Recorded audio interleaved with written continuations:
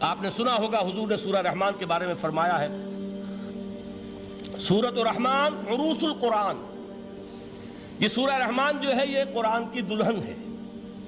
جیسے دلہن کو آپ خوشنما لباس پہناتے ہیں، آراستہ پیراستہ اس کو گہنے اور اس کو زیور پہناتے ہیں، تو جس طریقے سے سجاتے ہیں آپ دلہن کو، اللہ تعالیٰ نے ایک سورت قرآن مجید میں یہ ایسی رکھی ہے سورہ رحمان کہ اسے خوب سجایا ہے۔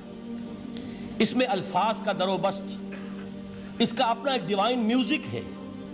وہ تو اللہ تعالیٰ قراء جو ہے خاص طور پر مصر کے قراء، اللہ تعالیٰ ان پر رحمت نازل فرمائے، ان کی خطاؤں سے درگزر کرے۔ جس طرح قرآن کے انٹرنسک میوزک کو انہوں نے واضح کیا ہے، واقعہ یہ ہے کہ اگر یہ لوگ نہ ہوتے، شیخ عبد الباسط محمد عبد الصمد، شیخ محمود خلیل الحصری، یہ لوگ کہ جنہوں نے قرآن کے اس غنا، میوزک، یہ لفظ جو ہے آپ حیران نہ ہو کہ میں یہ کوئی شاید توہین کر رہا ہوں قرآن کی، حضور نے یہ لفظ استعمال کیا ہے، تغنو، اس قرآن کو اچھی سے اچھی خوشلہانی کے ساتھ پڑھو۔ من لم یتغن بالقرآن فلیس منا، جو قرآن کو بہتر سے بہتر انداز میں، اچھی سے اچھی آواز میں، خوشلہانی کے ساتھ پڑھنے کی کوشش نہیں کرتا، وہ ہم میں سے نہیں ہے۔ بلکہ ایک مرتبہ حضور رات کے وقت آپ گشت پر تھے اپنے ساتھیوں کے حالات معلوم کرنے کے لیے۔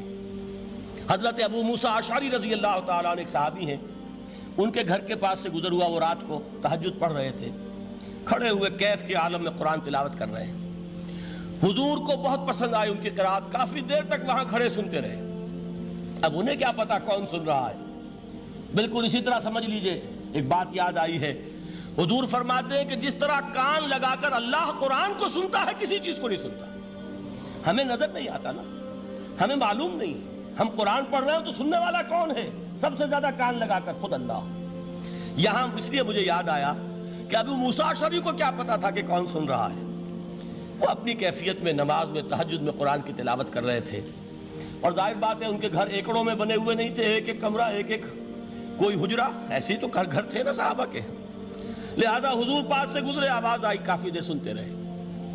اس کے بعد آپ تشریف لے گئے، صبح فجر میں ملاقات ہوئی تو حضور نے تحسین کے انداز میں فرمایا، یا ابا موسیٰ انک قد اوتیت مزمارا من مزامیر آل داؤد، اے ابو موسیٰ تمہیں تو آل داؤد کے سازوں میں سے ایک ساز اللہ نے عطا فرما دیا ہے۔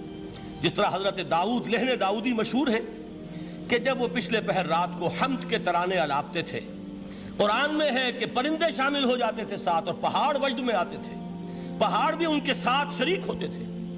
تو جس طرح کا اللہ نے ان کو لہن عطا فرمایا تھا، حضور نے تحسین کے انداز میں فرمایا ہے ابو موسیٰ اشعری، اللہ نے تمہیں بھی آل داؤد کے سازوں میں سے ایک ساز عطا فرمایا۔ بہرحال قرآن مجید کا جو یہ میوزک ہے، قرآن کے الفاظ کا جو حسن ہے، جہاں تک حسن معنوی ہے وہ تو ہر لفظ میں ہے، لیکن یہ حسن ظاہری، حسن صوتی، حسن لفظی، یہ اپنے کلائمیکس پر آپ کو نظر آئے گا سورہ رحمان میں۔ لیکن قرآن میں یہ سورت اس اعتبار سے بھی ممتاز ہے، اس کی 4 آیات پر ذرا توجہ کریں گے، عجیب حقائق سامنے آئیں گے۔ جہاں یہ قرآن مجید کے حسن صوت اور حسن لفظی کی معراج ہے، وہیں اس کی پہلی 4 آیات میں 4 چوٹی کی چیزوں کا ذکر ہے، سب سے اونچی چیزیں۔ پہلی آیت کیا ہے؟ الرحمن، ایک آیت ہو گئی۔ رحمان کیا ہے؟ اللہ کا نام ہے۔ کبھی آپ نے غور کیا اللہ کے ناموں میں سب سے پیارا نام کون سا ہوگا؟ رحمان۔ کیوں؟ اس کا مادہ کیا ہے؟ رحمت۔ ہمیں سب سے بڑھ کر جس چیز کی ضرورت ہے وہ کیا ہے؟ رحمت خداوندی۔ نام اچھی طرح سن لیجئے اس حضور کے قول کو۔